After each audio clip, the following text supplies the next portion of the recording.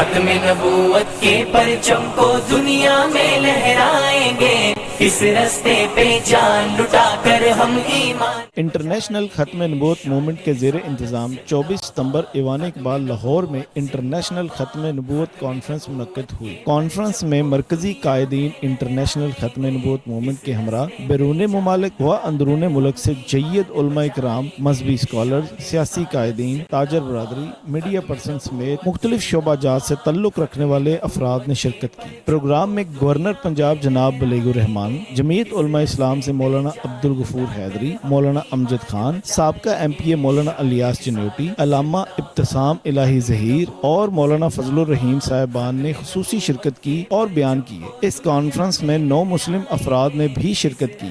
پہ جان لٹا کر ہم ایمان بچائیں گے، شان رسالت زندہ باد، ختم نبوت زندہ باد، ختم نبوت کے پرچم کو دنیا میں لہرائیں گے، اس رستے پہ جان لٹا کر ہم ایمان بچائیں گے، شان رسالت زندہ باد، ختم نبوت زندہ باد، ختم نبوت کے آخر میں مفتی محمد حسن صاحب نے دعا فرمائی۔